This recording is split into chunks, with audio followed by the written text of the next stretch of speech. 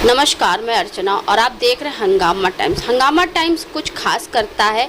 जिस तरीके से हम आपको दिखाते हैं कि राजधानी में क्या खास हो रहा है, तो आने वाली 24 तारीख को यानी कि 24 अप्रैल को एक पुस्तक का विमोचन है, क्रांति के दूत। क्रांति के दूत को लिखने वाली हमारे साथ में हैं, जिनका नाम है रत्ना बापुली। तो रत्ना बापुली जी से हम बात करेंगे कि 24 तारीख को जो उनकी किताब का विमोचन हो रहा है, तो उसमें कौन कौन आ रहा है और उन्होंने जो क्रांति के दूत की रचना करी है, तो उनका क्या उद्देश्य है और किन बिंदुओं पर उन्होंने प्रकाश डाला है। आपका स्वागत है। नमस्ते, हंगामा टाइम्स। मैं रत्ना बापुली हूँ। मुझे इस किताब लिखने की प्रेरणा मेरी दादू ने ही दिया था। मेरे दादू एक स्वतंत्रता संग्रामी थे और उनके बारे में हम लोग सब बात करते रहते थे, लेकिन अभी लिखित रूप में कोई चीज़ नहीं थी। तो मेरे भाइयों ने मुझे फोर्स किया या अनुरोध किया कि तुम तो लिखती हो, तो तुम लिखो ना दादू के ऊपर। तो अब भाइयों का जो कि अनुरोध था, तो मैं ना नहीं कर सकी, और कुछ दादू का भी आशीर्वाद था कि मैं लिखती गई और मुझे प्रमाण मिलते गए। ऐसे आपके दादू जी का नाम क्या है? श्री नित्यानंद चटर्जी। जब वो क्या कहते हैं उनकी डेथ हुई थी, तब हम केवल 5 वर्ष के थे। हमको ठीक से याद नहीं, लेकिन फिर भी कुछ उनकी घटनाएं जो हैं, धुंधली हमारी छवि है उस पर मिली है।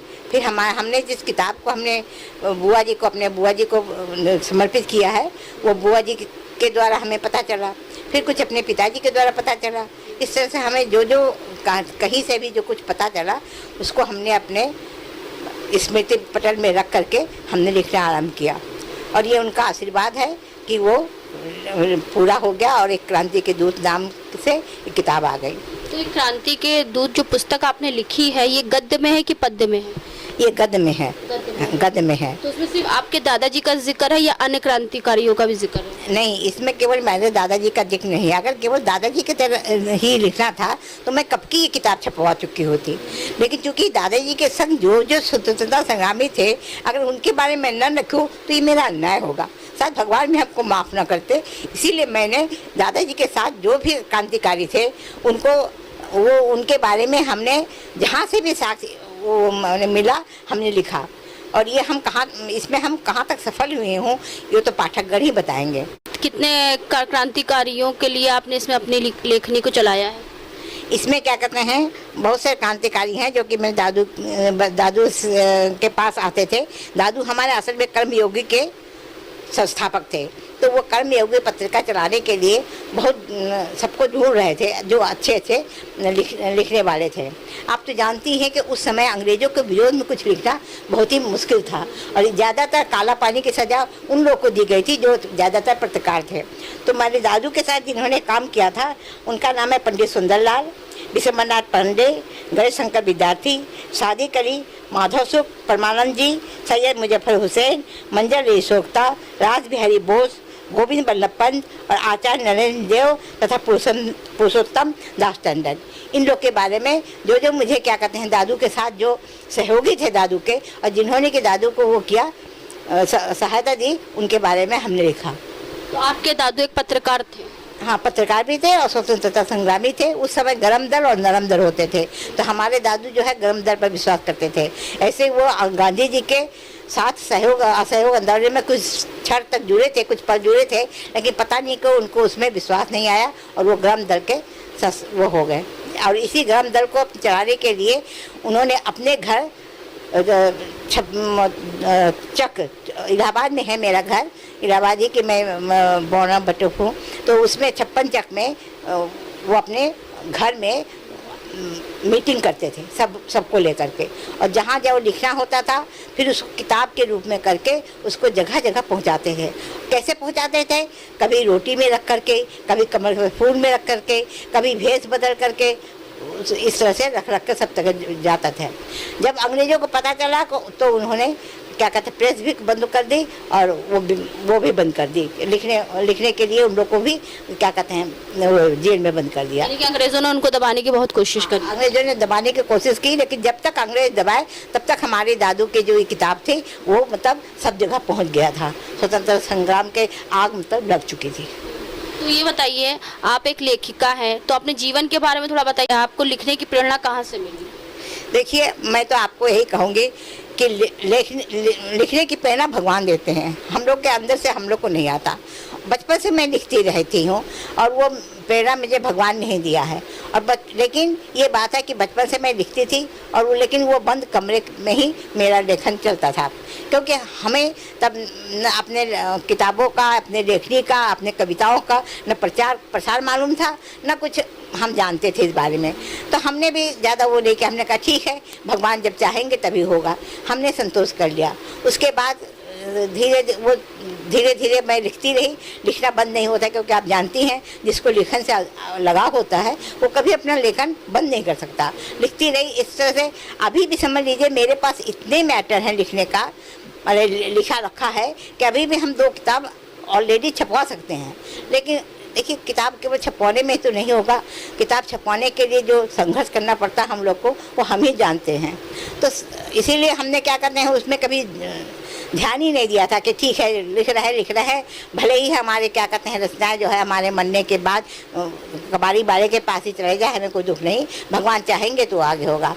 जब 2016 में हमने अपना सब कर्तव्य पूरा कर लिया, मेरी शादी हुई, लेकिन बचपन समझ लीजिए हमारा 20 साल भी मैरिज लाइफ नहीं हुआ था कि मेरे हस्बैंड की डेथ हो गई।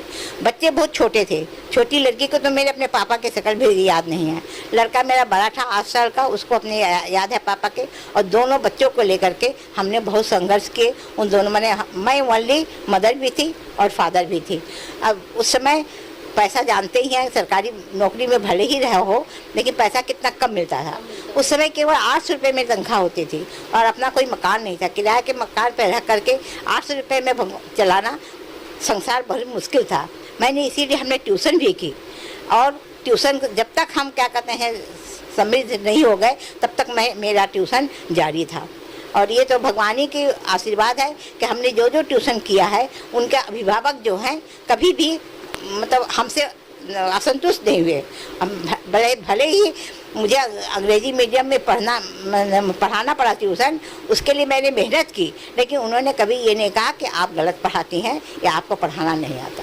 बस यही हम भगवान के आशीर्वाद है, समझ लीजिए कि हाँ उस समय जो हमारी फाइनेंशियल क्राइसिस थी उसको हमने मैनेज किया।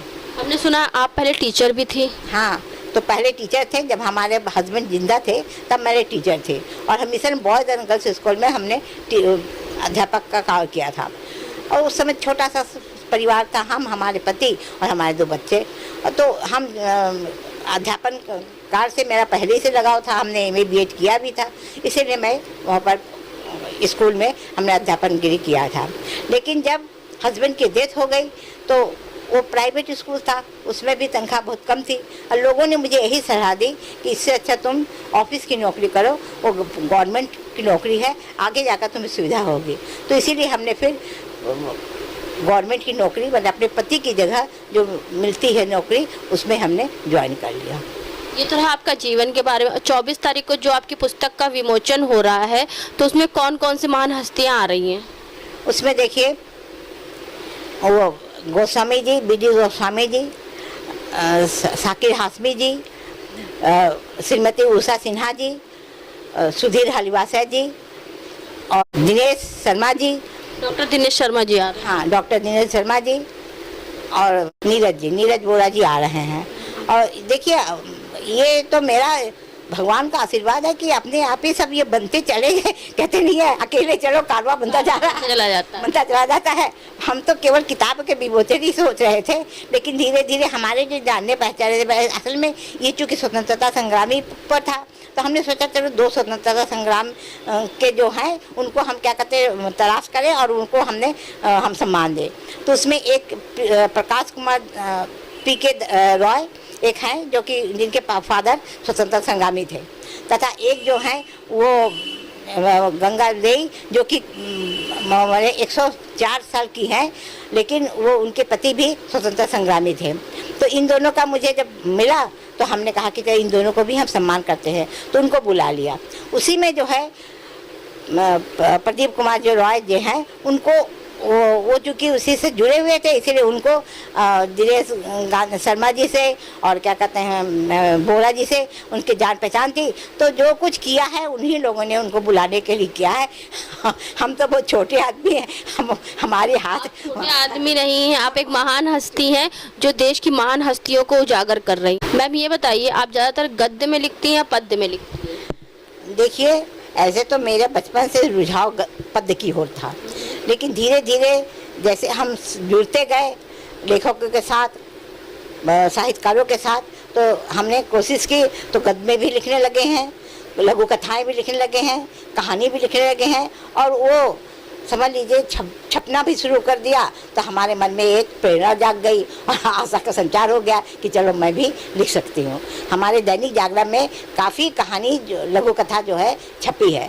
और आप तो जानते ही हैं आजकल जो पटल चल रहे हैं मोबाइल में, वो पटल केवल उसको नहीं लेते हैं, जिनको कुछ मतलब जिनका क्या कहते हैं साहित्य की तरफ से रुचि है उन्हीं को लेते हैं।